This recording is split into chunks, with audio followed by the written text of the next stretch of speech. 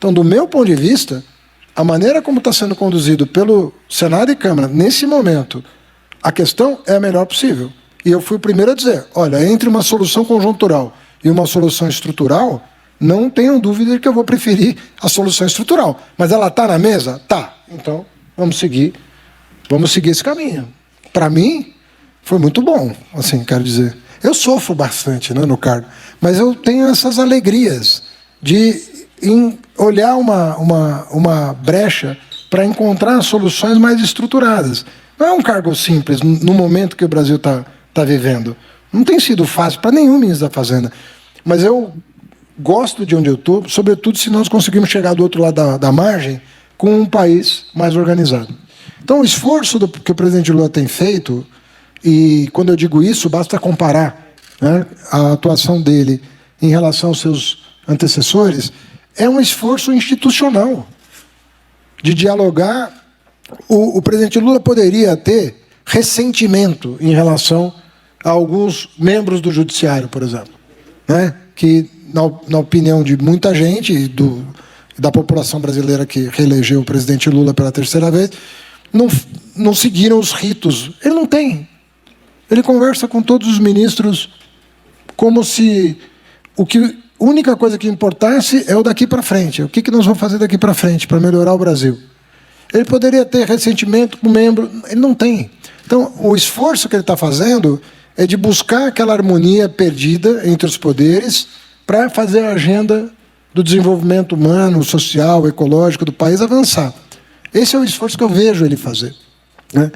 Então, quando quem quer que seja, aponta para essas fragilidades, nós não estamos fazendo aqui uma avaliação de pessoas, o culpado é esse ou aquele. É um contexto histórico que se forjou, né, pela mão das pessoas, claro, mas o objetivo aqui é tentar reconstruir esses canais de comunicação institucional que garantem esse pano de fundo que sustentam um projeto nacional. Então, é disso que nós estamos falando. Existe um diálogo claro, né, do governo com o Congresso, do governo com o Judiciário, mas isso não impede que o Congresso também tenha posições ali bem contundentes em relação a determinadas coisas, né, como foi o caso do decreto do IOF, que até o senhor falou na sua entrevista para o Globo, que antes, né, em outros períodos, para o Congresso derrubar um decreto do presidente era uma coisa rara, né? Era uma coisa que não era usual, que hoje se tornou uma enfim, não vou dizer que é uma prática recorrente, mas assim, não é se derrubar um decreto do presidente, não vai ser uma coisa vista como totalmente inédita, né? Dá para a gente esperar que isso aconteça. Então, assim, o senhor está passando por isso nesse momento e está tendo que rearranjar algumas coisas, né, como essa questão dessa proposta alternativa. Eu queria que o senhor falasse um pouco disso para a gente, assim, enfim, desse momento que o senhor está vivendo, de ter que atender também, de certa forma, e o senhor e o presidente Lula, né, atender essa demanda do Congresso em relação ao IOF. Olha, eu entendo que o que aconteceu de uma semana para cá foi a melhor coisa que podia ter acontecido. E nós devemos muito isso aos presidentes Hugo Motta e Davi Alcolumbre. Porque quando a crise, vamos chamar assim, se instalou, o papel que se esperava dos dois presidentes, institucionalmente falando, era exatamente o papel que eles cumpriram, de uma maneira muito eficaz, né? De procurar dizer o seguinte, olha, nós vamos derrubar e ficar com o quê? Qual é a alternativa? Nós vamos, diante do quadro, né, que está se tentando arrumar, herdado do governo anterior, dos governos anteriores, eu diria, porque a deterioração do ambiente fiscal no Brasil tem mais de 10 anos. Então, chegou um governo que quer resolver, mas quer resolver de uma maneira inédita. Porque falar em ajuste de contas públicas não é uma coisa tão nova. Todo mundo fala disso o tempo todo. Mas observar quem que tem que contribuir para o ajuste, na minha opinião, agora é novo. Novo. Porque eu nunca vi um governo, e eu falo em nome da área econômica, eu nunca vi um governo se dispor a fazer o ajuste sem penalizar a população mais fragilizada.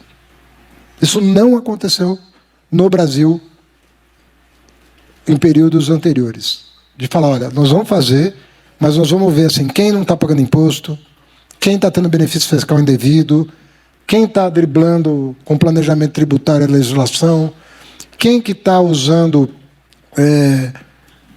expedientes até criminosos, como os devedores contumazes, para não pagar imposto, abrindo o CNPJ e fechando o CNPJ. Quem é que está fazendo a coisa errada, né? E que nós podemos corrigir para fazer, sim, o acerto das contas públicas, mas garantindo que o servidor público tenha... Estou falando de professor, não estou falando da elite do funcionalismo que ganha super salário. Estou falando do professor, da enfermeira, estou falando do policial, estou falando como que nós vamos garantir quem ganha salário mínimo, quem tem os seus direitos sociais assegurados na Constituição. Como é que nós podemos fazer um ajuste pela primeira vez que não seja recessivo e que não aponte o dedo para as camadas que nunca têm vez, que sempre são chamadas a fazer mais sacrifício? A história do Brasil é chamar os pobres para se sacrificar um século a mais, né? Já são 5, quem sabe mais um. É sempre assim. E nós falamos, olha, tem muito espaço fiscal para corrigir as contas sem penalizar quem precisa. Então, é isso que está acontecendo. Os presidentes Hugo e Alcolumbre abriram essa agenda. Falaram, olha, se isso aqui não é o melhor, e a Fazenda está com pouco grau de liberdade para buscar outras alternativas, vamos abrir a discussão sobre estas outras alternativas que deveriam interessar não apenas a situação, mas a oposição. Então, Agora, ministro, assim como o senhor, eu também não tenho nada pessoal contra o Congresso, né? Mas não tenho, é tudo institucional. Agora, é fato que esse mesmo Congresso que está debatendo com o senhor alternativas para o IOF é o mesmo Congresso que não quis reonerar a folha de pagamentos como o senhor gostaria de ter feito, que estabeleceu o PES que o senhor não gostaria de ter feito, que não colocou para votar ainda a questão dos supersalários, que é uma coisa que o senhor gostaria de colocar para votar. Então, como é que é esse diálogo? O senhor chega e fala assim, Mota, beleza, vamos, então, e a reoneração da folha? Não dá para a gente usar isso, então, como forma de ajuste estrutural? Como que é esse diálogo em relação às coisas que o senhor gostaria que o Congresso aprovasse e não está acontecendo, pelo menos não na velocidade que o senhor gostaria? Mas vamos pegar o PERSE. O PERSE, depois de um longo período aí de debate, ele acabou. Em março, ele acabou, né? Está judicializado por algumas empresas, mas eu quero crer que nós vamos resolver. A Folha chegou ao seu meio termo. Não acabou o benefício, mas criou-se uma gradação de acabar com ele 25% ao ano em 4 anos. São mediações da democracia. Não tenho queixa a respeito de não conseguir 100% da agenda da Fazenda. Não, é uma democracia. Não temos, e graças a Deus que nós temos esse ambiente. Mas eu não posso pretender, né, que todas as propostas da Fazenda passem pelo Congresso Nacional incólumes, sem uma negociação, sem uma mediação. Mas no balanço geral de 2 anos e meio já, eu acredito que nós avançamos. E não só eu acredito. Nós tivemos vários indicadores externos, mais externos até do que internos, de que o Brasil está num patamar diferente do que estava 2 anos atrás. Temos aí uma última milha para cumprir, né? Enquanto eu estiver no cargo, eu vou fazer um esforço maior para que esse objetivo seja atingido. Na minha opinião, em 4 anos, nós vamos conseguir entregar uma condição melhor para o próximo mandato do que nós recebemos. E eu penso que a tarefa de um homem público é essa. Né? Uma pessoa que se envolve com a coisa pública, ela tem que dizer o seguinte, ela tem que se perguntar o seguinte: quando eu passei pelo MEC, eu passei pela Prefeitura de São Paulo, como é que eu entreguei? Né? Eu me sinto bem tranquilo em relação ao fato de ter entregado condições melhores do que a que eu recebi e ter permitido que essas estruturas tenham avançado. Pretendo que isso aconteça durante a minha gestão na Fazenda, que a pessoa não tenha... Pode se queixar dos problemas que recebeu, mas aí eu vou dizer, compara com os que eu recebi. Para mim está tudo bem, entendeu? Se você vai receber algum problema, porque senão não precisa de Ministério da Fazenda. Mas compara com os que eu recebi e a pessoa vai ficar um pouquinho menos ansiosa. Aqui nós fizemos. A reforma tributária é o maior avanço institucional em décadas para estabelecer a segurança jurídica. Nós criamos um caos tributário no Brasil